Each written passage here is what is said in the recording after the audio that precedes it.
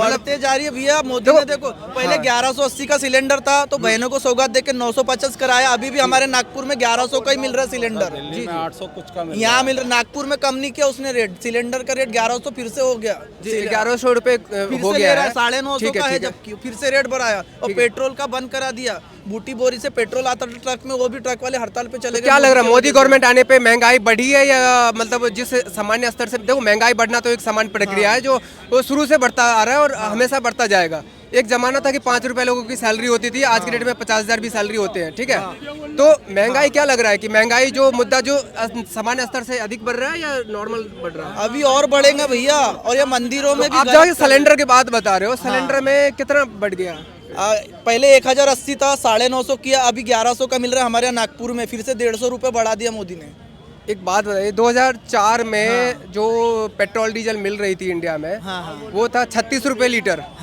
अभी पेट्रोल 106 रुपए लीटर है और डीजल 93 रुपए लीटर। जी मैं आपको बता रहा हूँ 2004 में कितने रुपए थी? 36 रुपए। 2014 में जब गवर्नमेंट मोदी गवर्नमेंट आई थी उस टाइम था 75 रुपए। कांग्रेस का सरकार ने कितने % बढ़ा दिए थे उस पे? अब उतना तो नहीं पता, पर अभी 36 दूना 72, मतलब 100% से ज्यादा बढ़ा दिया।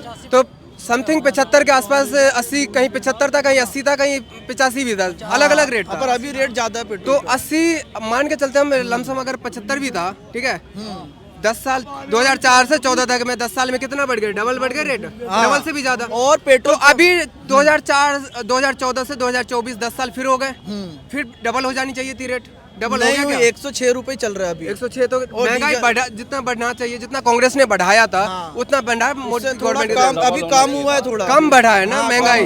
तो वही तो आप कैलकुलेशन करेंगे ना, महंगाई बढ़ना तो एक सामान्य प्रक्रिया है, लेकिन पेट्रोल पंप वाले भी घोटाला कर रहे भैया। कोई कहते श्री राम जी मांस खाते तो भगवान राम मांस खाना अलाउ है, अगर कहीं ना कहीं खाते होंगे जब इस चीज का वर्णन है। उसने ब्राह्मणों के भोजन में क्या मिला दिया था? मांस। आज की डेट में कहते हैं कि राम कहाँ जन्म लिया, किस कमरे में जन्म लिया है, तो इसका सबूत है कि नहीं है? क्या नाम है सर आपका? संदीप वशिष्ठ। संदीप वशिष्ठ जी। ओके संदीप जी, क्या आपको लगता है जो विपक्ष आज की डेट में कह रही है कि मोदी नफरत की राजनीति करती है, तो क्या लग रहा है मोदी नफरत की राजनीति कर रही है क्या? ऐसा होता है कि कभी हमें जब हमारी चीज मिल जाती है ना तो सामने वालों को लगता है कि हमने उसे अपने पास रखा और उन्हें छीन ली, तो नफरत की राजनीति सामने वालों को दिखाई देती है, होती नहीं है।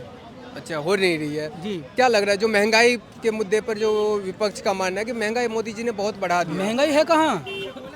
महंगाई ना तो पहले थी ना अब है, लेकिन 2014 से पहले जितनी महंगाई के ऊपर बहुत ही लंबी लंबी लाइन लगती थी, सिलेंडरों के ऊपर बैठे रहते थे हम, आज वो नहीं है। आज घर घर सिलेंडर जा रहा है खुद अपने आप।